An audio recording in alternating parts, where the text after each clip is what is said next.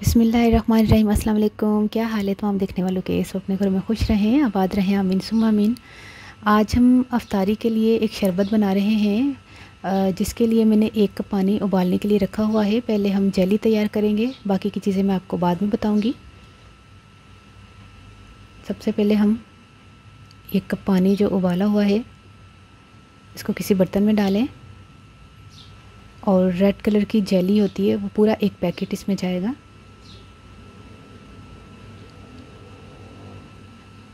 और इसको अच्छी तरह मिक्स करके ठंडा होने के लिए हम छोड़ देते हैं। जब तक ये जेली जमती है हम बाकी की चीज़ों की तरफ चलेंगे। अच्छी तरह मिक्स कर लें पहले इसको।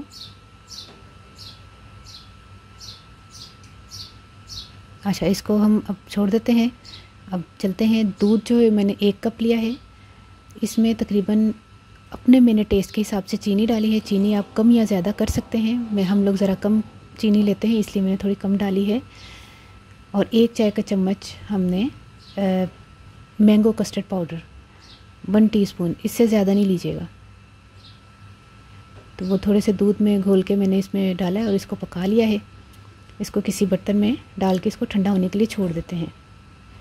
दूसरी तरफ हमने 1 कप फिर मैंने दूध लिया है और इसमें हम चीनी डाल के ग्रीन वाला जो शरबत होता है, इलायची वाला नहीं, दूसरा वाला जो आइसक्रीम सिरप के नाम से मिलता है बाज़ार में, वो मैंने दूसरे वाले में चीनी और आइसक्रीम सिरप डाल दिया है।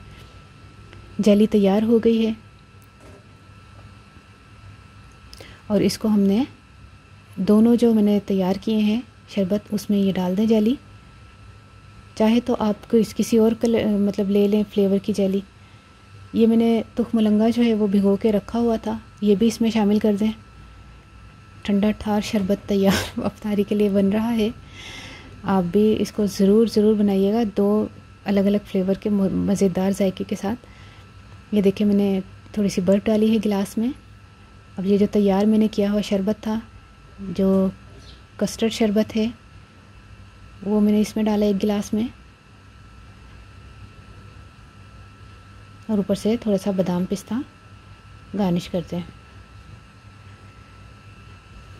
दूसरे वाले में मैंने जो आइसक्रीम सिरप वाला बनाया था शरबत वो डाल दें और इसमें मैंने एक आइसक्रीम भरकर 1 स्कूप लिया है जो कि हम इसमें डालेंगे। ये भी बहुत ज़बरदस्त शरबत बनता है।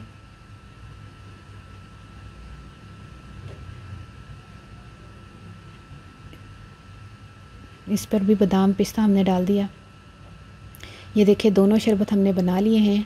ट्राई करके अफ्तारी में ज़रूर मुझे बताइएगा आपको ये रेसिपी कैसी लगी। और आप सबको, तमाम मुसलमानों को रमज़ान की बहुत बहुत मुबारक हो मेरी तरफ़ से। ठंडे ठार शरबत, आजकल तो वैसे ही बहुत मौसम अच्छा हो रहा है कराची का। ट्राई करके मुझे ज़रूर बताइएगा आपको ये रेसिपी कैसी लगी। अपनी दुआ में ज़रूर याद रख लीजिएगा। ओके, अल्लाह हाफिज़।